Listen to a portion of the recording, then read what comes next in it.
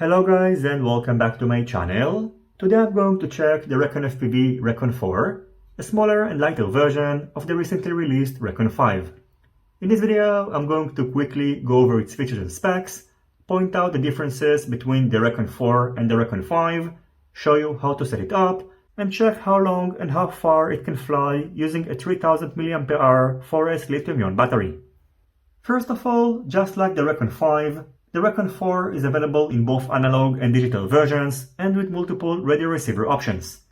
The analog version, which is the one that I'm going to test in this video, is equipped with the Caddx Ratel V2 FPV camera and the HGLRC Zeus 800mW VTX, and the digital version, due to a major chip shortage, is only available with the Caddx Nebula Nano digital transmission system. In terms of packaging, inside the box along with the quadcopter, you are getting a single set of GEMFAN Hurricane 4024 bi-bladed propellers, another set of GEMFAN Floppy Propy 4019 folding propellers, which I still need to test, a small card that shows you how to install the propellers, and actually mine is incorrect as the Rekon 4 is using a prop out configuration. In addition, you are also getting some stickers, two high-quality RekonFPV branded battery velcro straps, and the analog version comes with the HGLRC Hammer 15cm long RHCP antenna. As for mounting an HD camera, you should note that an action camera mount is not included, so if you'd like to, you can purchase one directly from RekonFPV or 3D print it by yourself. As for its specs, the Rekon 4 features RekonFPV branded 1404 2800 kV motors, which can handle up to 4S batteries when pushing these 4-inch propellers. It is using the HGLRC F728 20x20mm stack, which is based on an F7 flight controller and a 28A BLLES 4-in-1 ESC. The analog version features the Caddx Ratel 2 micro-sized FPV camera and the HGLRC Zeus VTX, which has a maximum output power of 800mW and supports RC Tram protocol. The MM6 connector of the VTX is connected to an SMA connector, and the connector of the antenna is shrink-wrapped for easily attaching it and removing it from the drone. On the back of the quadcopter, mounted inside 3D printed TPU parts, we can find the HGLRC M80 GPS and a self-powered buzzer, which is going to help you to recover the drone in case of a crash. The buzzer is pretty loud and you can hear it from a distance of about 30 meters. Each time that you are going to unplug a battery, the buzzer is going to be activated, so after about 30 seconds it is going to sound the alarm, and in order to deactivate the buzzer, you will need to long press this button for about 2 seconds. An Immortal T antenna can be mounted on the front of the drone using an included 3D printed adapter. It is using an XT30 battery connector. The battery is going to be mounted on the top plate, and a plug for powering a naked GoPro camera is pre-soldered to the battery pads of the flight controller. As for the frame, its wheelbase is 182mm. It features a wide X pattern, so the distance between the back motors and the front ones is about 110mm. The distance between the front two motors is about 163mm, and the distance between the back ones is about 140mm. The thickness of each replaceable carbon fiber arm is 3mm, and its width is 5.8mm. The thickness of the bottom, middle, and top plates is 1.4mm. The distance between the middle and top plates is 20.2mm. On the bottom plate, you can find 20x20mm M3 and 25.5x25.5mm M2 mounting holes for mounting your stack, a cutout for a capacitor, and on the back of the frame, 20x20mm M2 mounting holes for mounting a VTX. In addition, the weight of the Rekon 4 without a battery is 168.7 grams, including a GMB 1100 mAh 4S LHV battery and a single battery velcro strap, which is sufficient for securing a small battery. It weighs about 260 grams. In case you need to stay below 250 grams, the biggest battery that you can use is 650 or maybe even 750 4S battery. Including two battery velcro straps and a 4S 3000 mAh lithium-ion battery that will provide you with an extra long flight time, the total weight is 371.3 grams. And finally, the total weight of the Rekon 4, including a naked GoPro 7 black camera and the appropriate mounts, is about 204 grams. As for setting up the Rekon 4, here you can see how the post section of Betaflight is configured.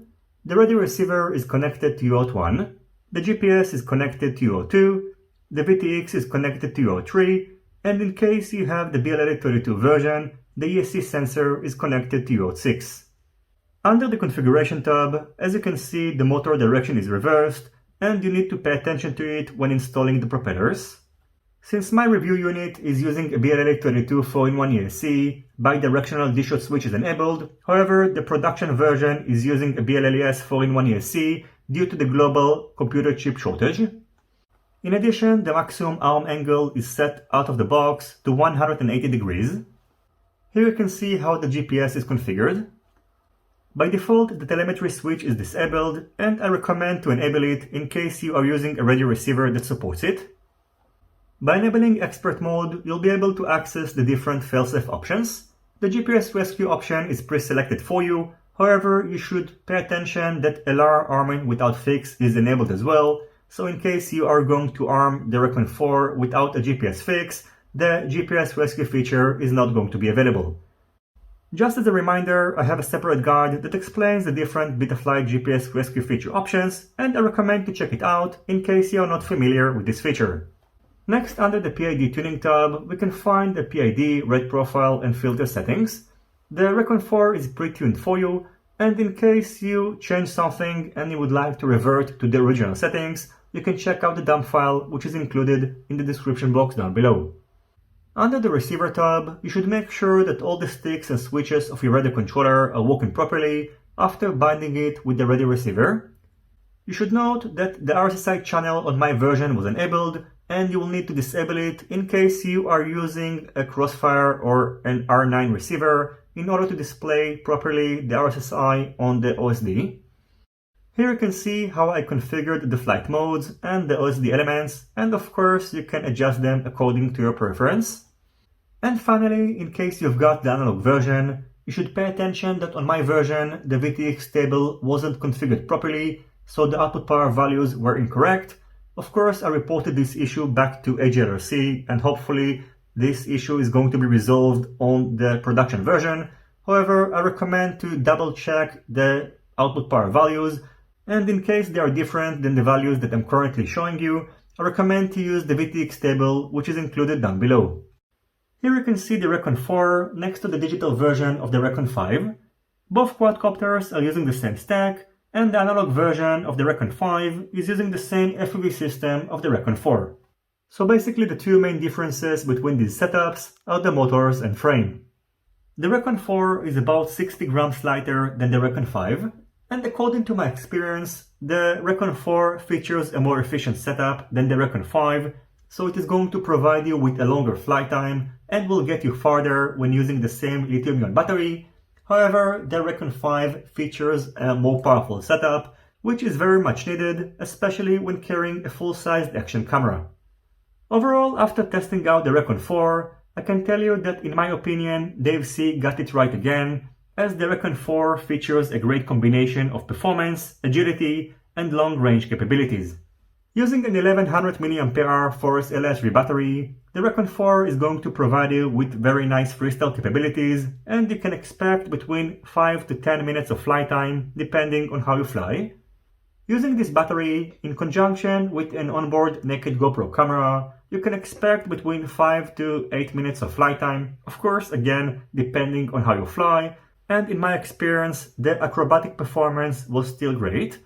And finally, in case you would like to go far and achieve an extra long flight time, I recommend to use a lithium-ion battery pack, and using this 3000 mAh Forest lithium-ion battery, I got about 16.5 minutes of flight time when cruising at an average speed of about 60 km per hour, resulting in covering a total distance of about 17.5 km. One last thing that is worth mentioning before wrapping up this video with some flight footage. As you may know, Dave C is also behind the Flywheel Explorer, which pretty much started the whole trend of micro 4-inch long-range quadcopters. In case you are debating which version you should get, in my opinion, in terms of flight time, the Explorer seems to perform better than the Rekon4, and the Rekon4 features more powerful motors, so it is better in terms of acrobatic performance, which is kind of surprising because both versions are using 1404 motors, and there is only 50 kV difference between the motors. Anyway, that's going to be it for this review, and as always, if you have any questions, feel free to ask them in the comments section down below. Don't forget to leave a thumbs up if you like this video, and consider subscribing to my channel and hitting the notifications bell if you're not already subscribed. See you on my next videos, and goodbye.